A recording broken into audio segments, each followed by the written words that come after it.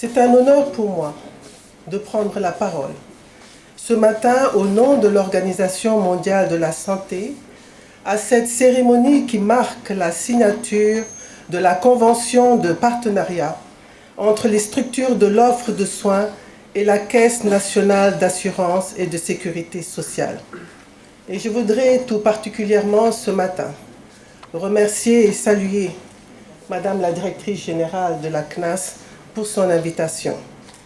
Cette signature marque le début d'un processus visant à l'amélioration à l'accès aux soins de la population mauritanienne, comme le veut la couverture santé universelle.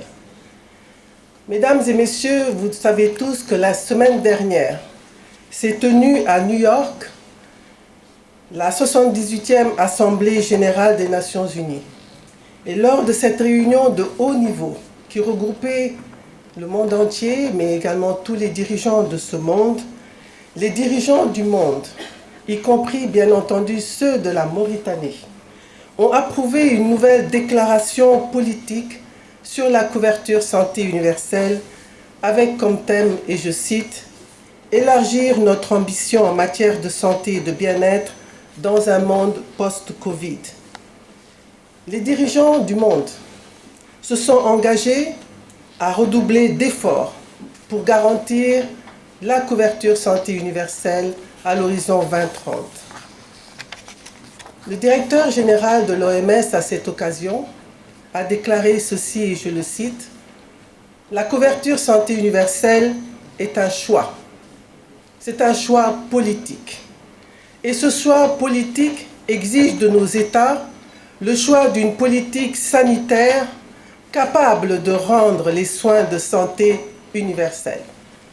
Et le meilleur moyen pour que ces soins de santé soient véritablement universels, c'est-à-dire, comme on le disait avec l'ambassadeur de l'Union européenne, qu'on aille au-delà du papier, c'est qu'il faut concevoir des systèmes de santé, non pas autour des maladies, mais autour de l'individu, des systèmes de santé centrés sur les personnes. S'il est encore moment de prouver que la pandémie Covid-19, récente encore dans nos esprits, nous a montré que lorsque la santé est menacée, il ne peut y avoir de développement. Nous sommes tous arrêtés et bloqués. Être en bonne santé et se sentir en bonne santé est un droit pour tout citoyen du monde. Et les États ont le devoir d'assurer ce droit à tout le monde.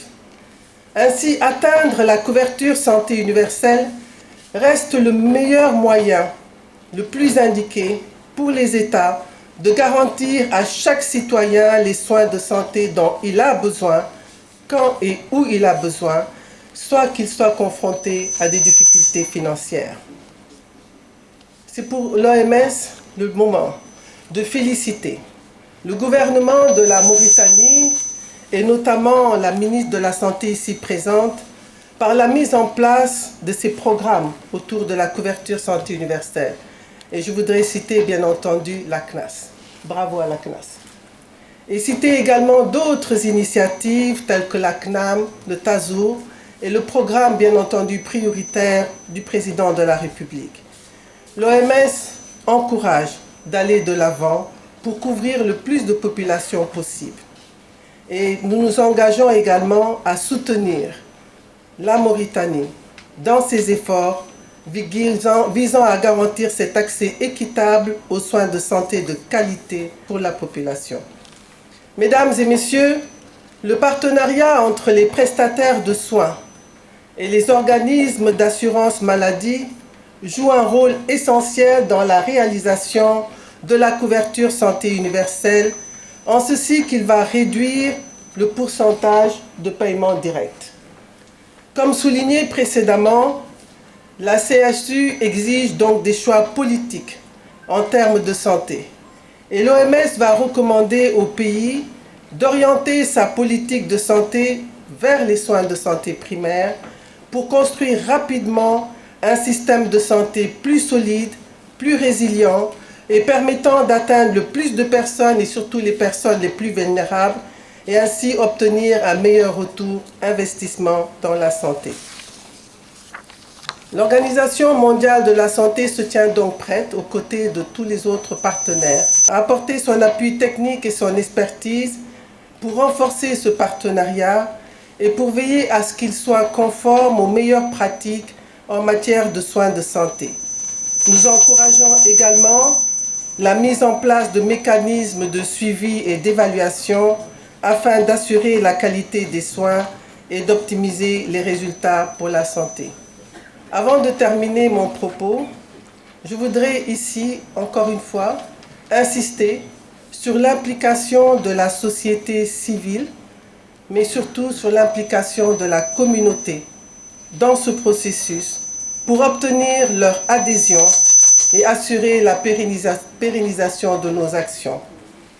Excellence, Madame le Ministre, Excellences, Mesdames et Messieurs, je ne saurais terminer ce mot sans remercier le gouvernement mauritanien, non seulement pour son engagement à travailler en faveur des soins de santé primaires, mais aussi pour sa collaboration sans faille.